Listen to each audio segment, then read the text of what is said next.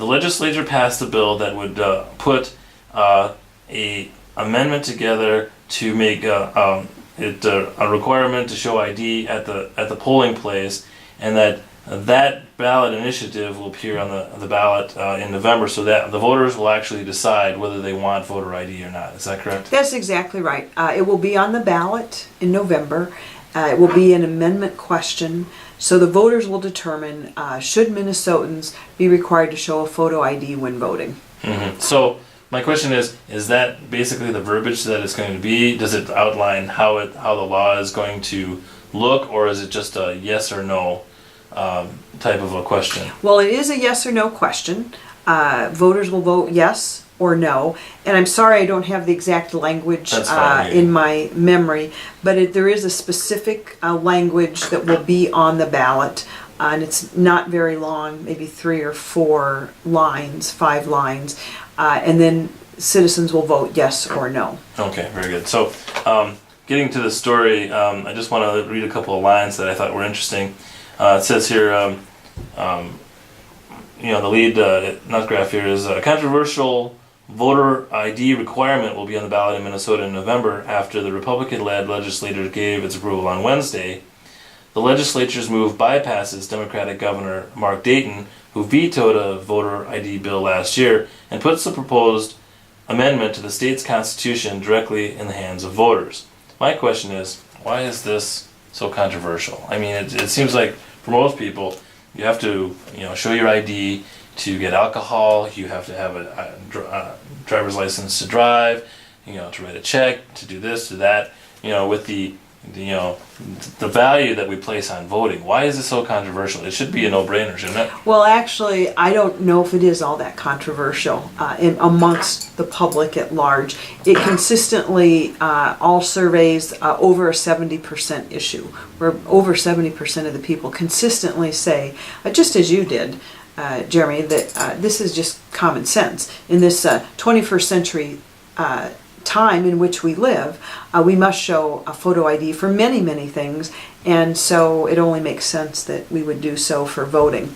So I don't know that the controversy is that great, although it's certainly loud. Sometimes we hear a lot about that, but I think the key thing is we want to make sure that all eligible voters are able to vote, and we don't want ineligible voters to be able to vote. So it will want to make sure that folks who don't have photo IDs, in fact, that's one of the requirements of the legislation, that if you don't have a photo ID, then the government will provide one for you if you're an eligible voter. So we don't want to have someone not be able to vote just because they're not able to access a photo ID. But in reality, as you said, photo IDs are so important for so many things in our lives right now that I personally believe that somebody is disenfranchised already if they don't have a photo ID. Right, sure. Do you think that the Democrats have a dog in this fight, as far as they say that people that are the elderly in the nursing homes or people living overseas are not going to be able to vote because they're not going to be able to show their voter ID? Is that a factor, or is this just a tactic for the Democrats? Well, I don't want to cast motives, but I do think that any challenges can be overcome. I do believe that if somebody doesn't have a photo ID, that we can provide one for them. Certainly, photo IDs are needed to access government benefits in many cases already. People who are overseas are probably not overseas without photo ID, and we live in a very technologically advanced age. So I think it is certainly possible, and we will be able to craft this so that certainly everyone who is eligible will be able to vote and will be able to have a photo ID. I will say there's one thing that's missing maybe in that article. Let's say we are a very transient society. Let's say somebody moves into this new Senate district, and their ID yet is at their old, let's say the state that they came from. That Right. could pose a problem, especially if they moved on November 4th or 5th. Right. And so there's provisional ballots which will be allowed, which I think other states have used well. I think Oregon is one of those states, which basically says, you know what, if you show up to vote and you're unidentified, you don't have any photo ID, you can still vote. It just isn't going to be thrown in with all the other ballots Right. until you come back with a photo ID. Sure. And it's called a provisional ballot. So your ballot is all secret and secure, and it's put inside this other envelope that has your name on it that is waiting for you to come back and claim. So I don't think we should be in a position where people would not be eligible to vote. Right.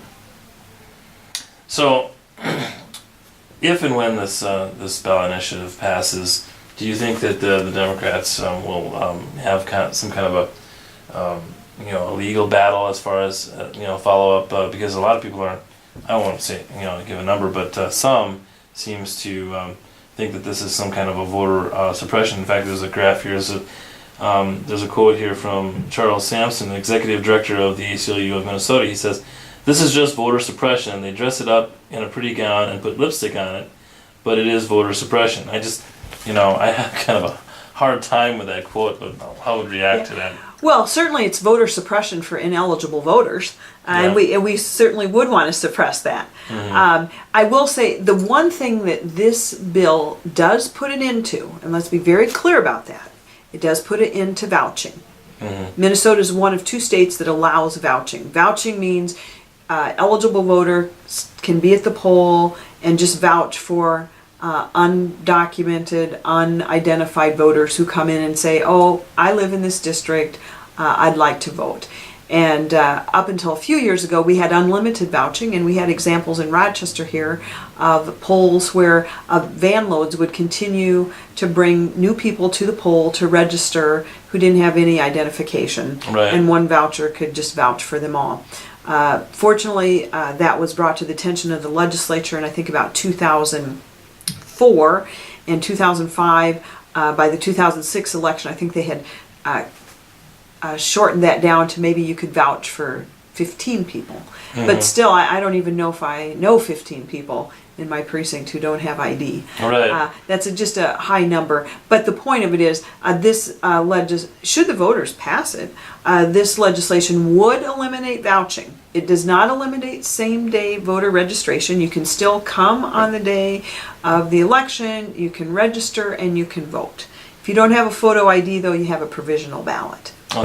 Do you have any prediction as far as what the likelihood of this amendment will be to pass?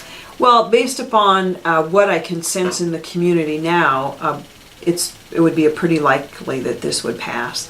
However, I would say amendments are hard to pass in general because you have to have 51% of all the people who take a ballot. So people who take a ballot and choose not to answer that question, it's counted as a no vote. Okay. So there's a high threshold to pass an amendment like this.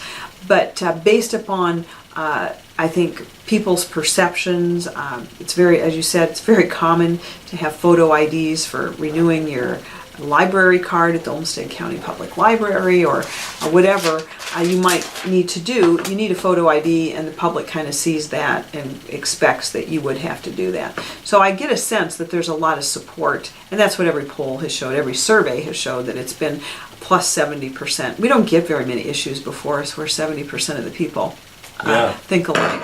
That is quite a lot. Last question, what is the bottom line? What would you like the voters to know? What is the most important thing that the voters should know about this voter ID amendment?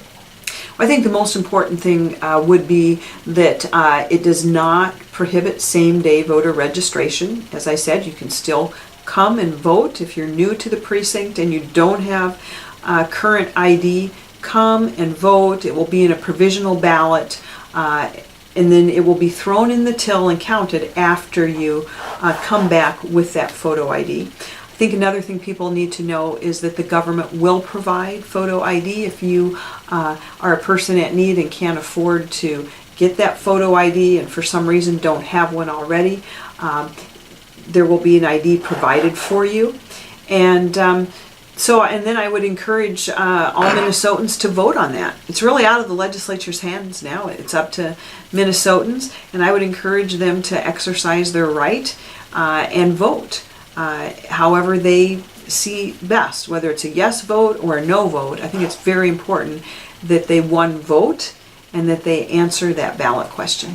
Pretty good, Senator Carla, and also appreciate you meeting me on such late notice and stuff like that and talking to us about this issue. You're Thank you very welcome.